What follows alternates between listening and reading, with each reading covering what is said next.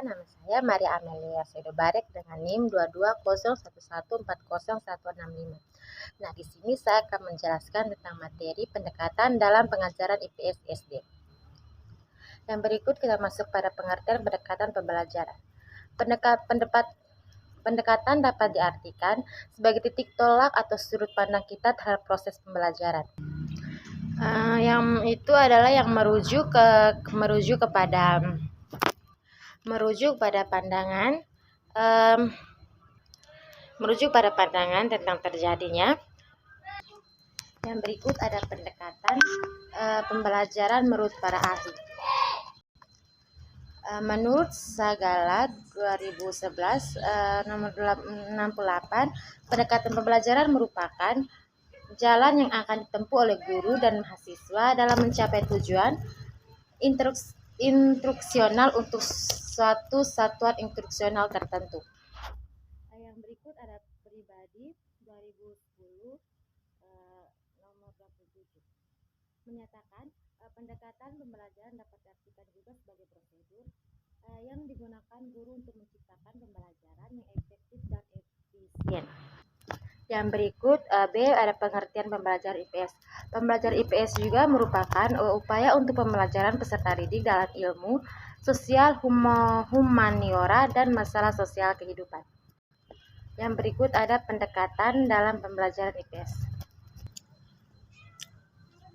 Pendekatan pembelajaran IPS antara lain, pendekatan yang pertama itu ada pendekatan lingkungan. Dalam pendekatan lingkungan, IPS sebagai mata pelajaran yang membelajarkan peserta didik untuk bermasyarakat perlu memperhatikan lingkungan sebagai topik kajian, baik lingkungan sosial, budaya, maupun lingkungan fisik. Yang berikut, yang kedua ada pendekatan konsep. Pendekatan konsep ini menekankan bahwa pemahaman konsep sangat mempengaruhi perilaku peserta didik. Nah, konsep tentang keadilan, kesejahteraan, demokrasi, kerjasama, tanggung jawab. Itu merupakan konsep-konsep yang harus dipahami peserta didik, bukan sekadar diketahui atau dihafalkan. Pemahaman ini juga akan membimbing peserta didik untuk bisa menghayati yang pada akhirnya mampu mengamalkan dalam perilaku sehari-hari. Yang ketiga ada pendekatan inquiry. Pendekatan inquiry ini merupakan suatu pendekatan pembelajaran yang menuntut peserta didik untuk mencari dan menemukan sendiri sesuatu sebagai hasil belajar. Pendekatan inquiry ini juga adalah suatu perluasan proses-proses yang digunakan dalam cara yang lebih dewasa. Yang berikut, yang keempat ada pendekatan keterampilan proses. Pendekatan keterampilan proses ini bertujuan menumbuhkan keterampilan yang berkaitan dengan suatu proses tertentu yang perlu dilatihkan atau menanamkan perilaku tertentu biasanya perlu dilatih dan dibiasakan sehingga nanti akan muncul perilaku yang diharapkan dalam bermasyarakat.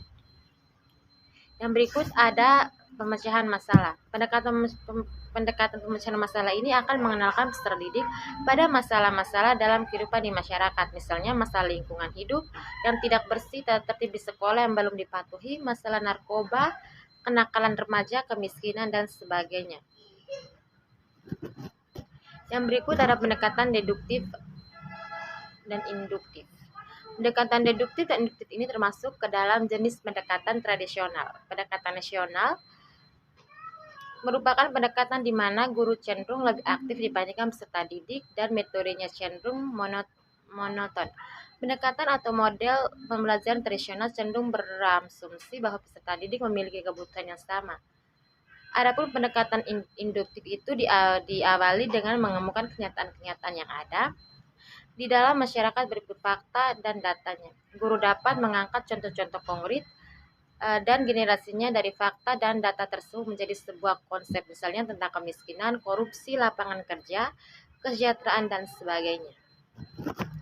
Yang berikut ada pendekatan nilai. Pendekatan nilai dikembangkan untuk menumbuhkan sikap dan toleransi peserta didik dan berperilaku di masyarakat, menumbuhkan kepekaan dan rasa tanggung jawab sosial dengan didasari oleh pengetahuan dan keterampilan. Sikap demokratis sangat bekerja sama maupun berkompetisi yang perlu ditumbuhkan sejak dini. Yang berikut adalah pendekatan komutatif. komunikatif.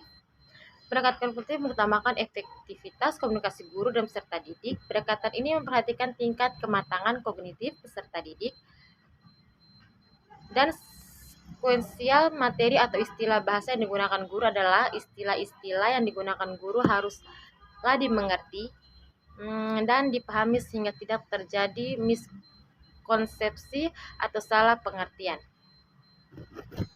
Yang berikut adalah pendekatan kesejarahan. Pendekatan kesejarahan mengungkap peristiwa masa lalu yang bisa dijadikan contoh baik maupun tidak baik bagi peserta didik. Yang berikut adalah pendekatan tematik. Anak sekolah dasar, terutama pada tingkat rendah, memerlukan fasilitas belajar tidak dalam bentuk mata pelajaran yang terpisah-pisah, melainkan gabungan materi dari semua mata pelajaran yang ada. Yang berikut adalah pendekatan contextual teaching dan learning.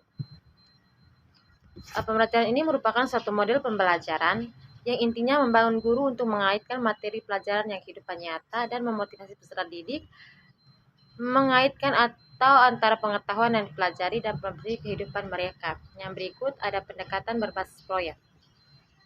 Pendekatan berbasis proyek pendekatan ini merupakan di mana peserta didik dalam proses belajar memecahkan suatu permasalahan.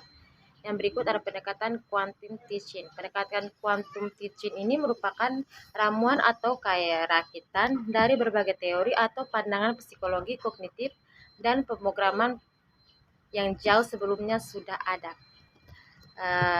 Sekian pemaparan materi dari saya. Terima kasih.